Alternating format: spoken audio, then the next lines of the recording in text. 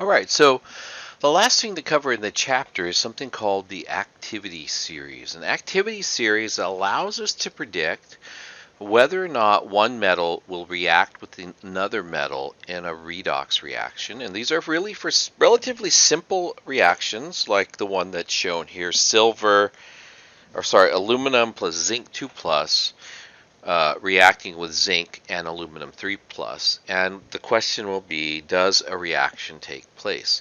In order for this to be done, all you have to do is look at the activity series here, and this lists the metals in order of most able to reduce and least able to reduce. So here's the deal. The metal needs to be above the ion, so this is the metal, needs to be above the ion on the reactant side for a reaction to take place. So, drawing some lines here to show this, let's use a different color here. We'll use like this blue color. Aluminum is here, and zinc is here, right?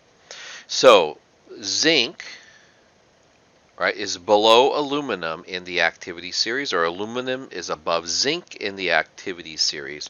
So this reaction will take place. That is, aluminum can reduce zinc ions out of solution to produce zinc metal and aluminum ions.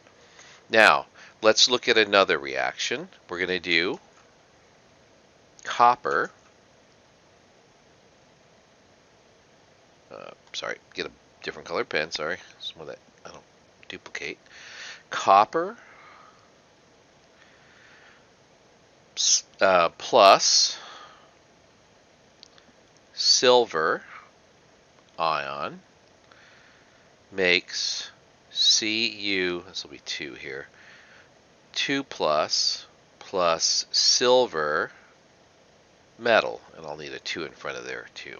So we're going to try to predict whether or not you can use copper to plate out silver metal, is what this is really saying.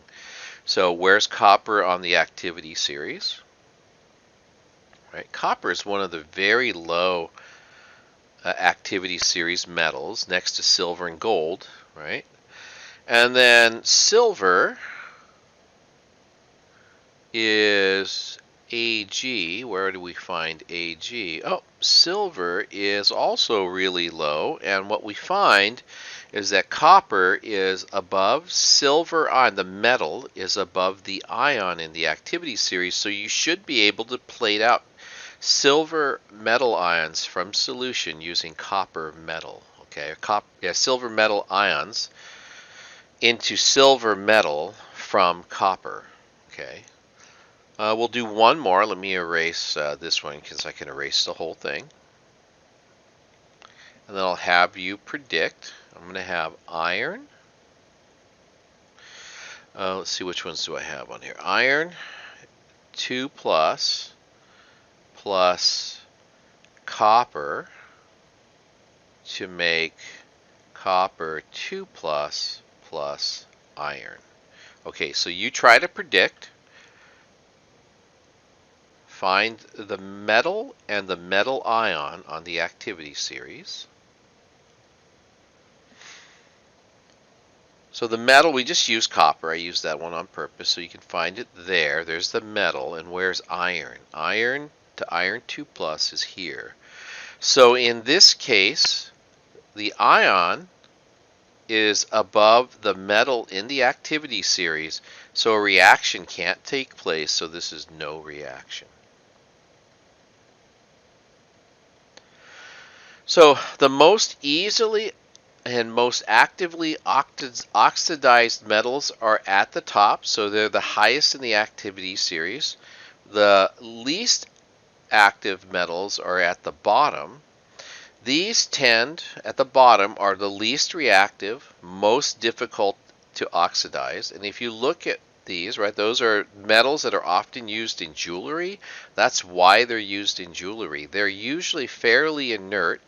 to chemical reactions with acids on your skin, for example. So you can make a gold wedding band and hope and know pretty well that it's not going to react. On the other hand, if you wear copper, if anybody's worn brass and there's a little bit of copper in there, sometimes you get a little discoloration, and that's from the oxidation of the copper in the alloy. The ones at the top are the most reactive, most easily oxidized, so these are actually the strongest reducing agents at the very top of the activity series.